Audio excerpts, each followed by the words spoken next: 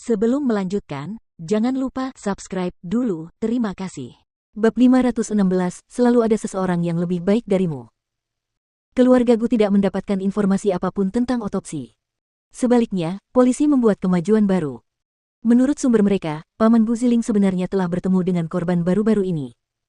Polisi pun langsung memanggil Paman Guziling untuk diinterogasi. Namun, pria itu keras kepala seperti keledai. Dia sama sekali tidak mau bekerja sama. Tidak hanya itu, keluargaku menolak semua kunjungan. Keluarga ini benar-benar merepotkan. Profesor itu kesal. Bajingan itu sudah menjadi tersangka. Bagaimana dia bisa begitu sombong? Feng Shanshan bingung. Meskipun dia tersangka, polisi tidak bisa memaksanya untuk bekerja sama.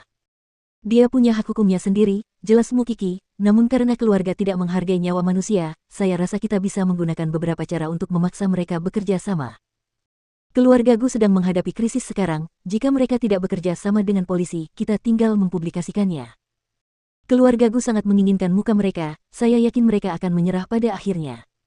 Apakah kamu yakin ini akan berhasil? Tentu saja. Kita tidak boleh mengancam mereka secara langsung. Polisi harus menunjukkan ketidakberdayaannya dalam kasus ini. Feng Shanshan mengangguk dan menatap profesor itu. Bagaimana menurutmu? Saya akan bicara dengan ketua tim. Profesor itu berdiri dan masuk ke kantor polisi. Kemudian, ketika dia kembali, dia berkata, mereka sudah melakukannya. Cara ini pasti berhasil. Lagi pula, keluargaku masih menginginkan wajah mereka. Demi perusahaan, mamaku hanya bisa menyerahkan saudaranya ke polisi. Lagi pula, dia tidak bisa mengorbankan seluruh keluarga karena saudaranya yang merepotkan. Namun, dia tidak bisa mengabaikan kakaknya, jadi dia menelepon Guziling dan meminta Guziling untuk membantunya. Setelah Guziling mendengar bahwa pamannya ditangkap oleh polisi, dia meminta izin kepada kakek Seng untuk pergi menyelamatkan pamannya dari kantor polisi. Meskipun kakek Seng tidak ingin terlibat dengan masalah keluargaku, dia tidak dapat menghentikan Guziling untuk melakukannya. Bagaimanapun juga, dia adalah paman Guziling. Guziling tidak pergi sendirian. Dia pergi ke kantor polisi bersama dua pengawal. Ketika mereka tiba di pintu masuk kantor polisi, polisi sedang menginterogasi pamannya. Qi, keluargaku sudah datang. Bisakah kau membantuku menghadapi mereka? Senior Mu Qi pergi ke laboratorium forensik dan bertanya kepada Mu Qi. Mu Qi mengangguk dan melepas sarung tangan putihnya. Segera, aku akan pergi bersamamu. Setelah mendengar tentang makan malam amal, Feng Shanshan sangat ingin melihat bagaimana Mu Qi bertarung dengan Guziling. Sebelumnya, dia pernah dipermalukan oleh Guziling beberapa kali. Sekarang, Mu Qi yang akan bertarung, dia bertaruh Guziling tidak akan bisa mempermalukannya. Kemudian, mereka pergi ke pintu masuk kantor polisi. Begitu Guziling melihat Mu Qi, dia ingin menamparnya. Namun, petugas polisi yang berdiri di sampingnya mencengkeram pergelangan tangannya. Ini kantor polisi. Kamu mau memukul orang di sini? Apa kamu berencana masuk ke sel tahanan sekarang juga? Guziling menatap tajam ke arah Mu Qi dengan mata merahnya. Apakah ini idemu untuk membuat polisi menangkap pamanku dengan cara ini? Sudah sewajarnya polisi menyelidiki kasus ini. Sekarang pamanmu adalah tersangka, tentu saja dia akan dipanggil untuk penyelidikan. Tidakkah kamu tahu bahwa bekerja sama dengan polisi adalah kewajiban paling mendasarnya sebagai tersangka? Apa yang membuatmu tidak puas? Mu Qi menyilangkan lengannya di dada dan menghadapi Guziling dengan percaya diri. Apa hubungannya dengan pamanku ketika wanita itu meninggal di luar? Wanita ini dulunya adalah bibimu. Bukankah kau tahu karakter pamanmu? Seorang pemboros, penjudi, dan pria yang tidak berperasaan. Dulu kau memanggil wanita ini dengan sebutan bibimu. Sekarang dia sudah meninggal dan jasadnya masih di dalam sana, tidakkah kau takut dia akan mendengar apa yang kau katakan dan mencarimu di malam hari? Guziling tercengang. Bebaskan pamanku. Polisi tidak menangkap pamanmu. Mereka hanya meminta kerjasamanya, tegas Mu Qi. Jangan berpikir bahwa kamu dapat melakukan apapun yang kamu suka dengan uangmu. Aku lebih kaya darimu, loh. Apakah kamu pikir kamu dapat menerobos masuk ke kantor polisi dengan pengawalmu?